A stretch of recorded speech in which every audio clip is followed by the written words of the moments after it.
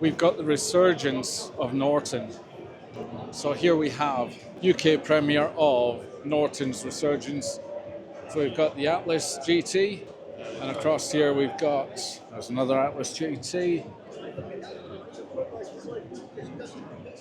We have the Manx R and the Manx. How beautiful is that blue? I love it. If you can see on the carbon fibre the detailing of the British flag.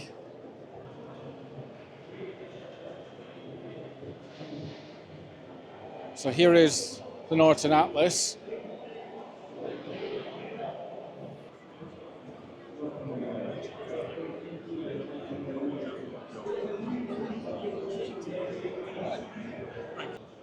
So I am on the Norton stand and they're about to start their press video presentation, so we're going to tune in for this. I'm actually, see if I can see, within, so yeah, we are very much within the media side. The four variations of the bikes that we've got the Norton Atlas GT, two different colours. On the far side we've got the Atlas, and then in the centre we have the Manx and Manx R in the first editions. At the front obviously we've still got the original versions in the Manx R. This is the Norton Resurgence, complete transformation of the brand from their classic styling to the more futuristic. First thing I'd like to say is welcome to Norton's Resurgence. You've seen the 4 bikes we launched over the last week or so. We're incredibly proud of them. Simon is the chief designer, Mark's the chief concept engineer. They're here to answer any questions you've got about the bikes themselves. So can I just get a quick talk around the bike from your perspective? Yeah, so both of these bikes have been designed ground up, and what we've done is we've really targeted them not being race bikes. Everything else in this category starts with one thing, and that's a rule book for World Superbikes. Yes. We are not aiming for that. That's quite clear. So we've targeted these bikes as what do you actually want for the road? You don't want to be revving to 13,500 RPM. You don't want a chassis that's really stiff for a racing circumstance. No, that's it. It's a fantastic, it's a work of art, especially the first editions.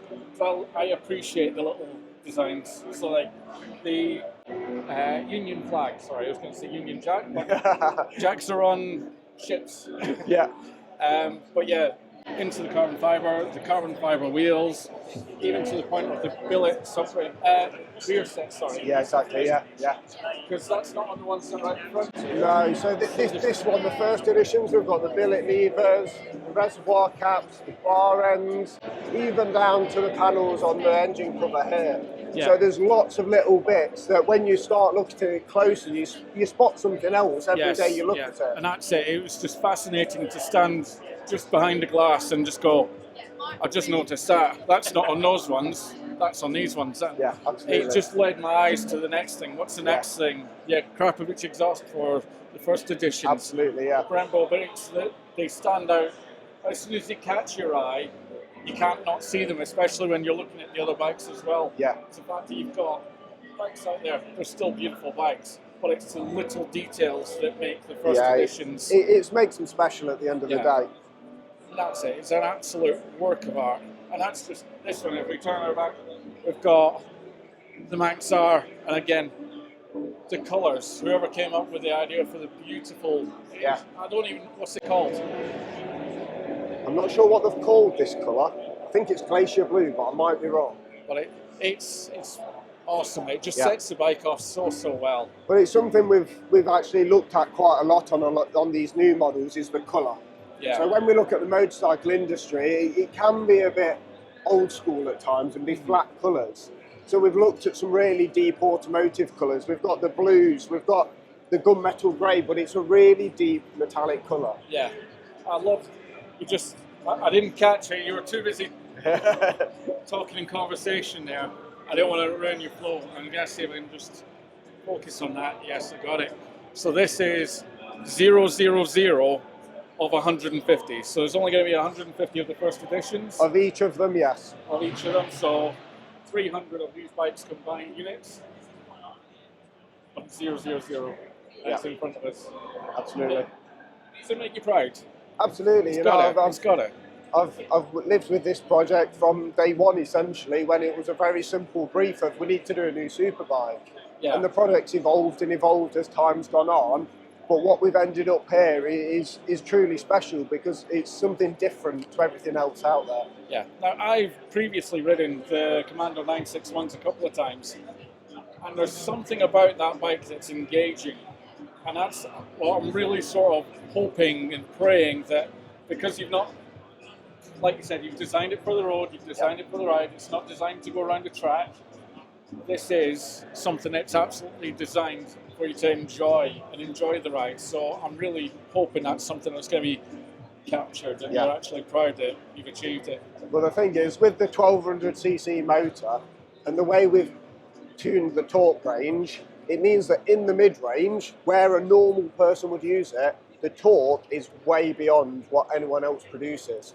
So this thing, just drivability on normal roads, driving out the corners is fantastic.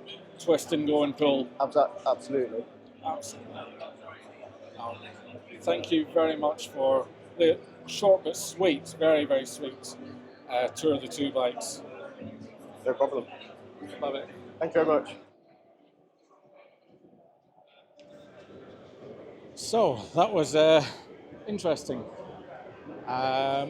Very quickly, I got invited over to the Norton media session. So they've sort of put a velvet rope across and they're sort of unveiling the bikes as such and talking them through. A little introduction for the bikes themselves and the people behind the bikes.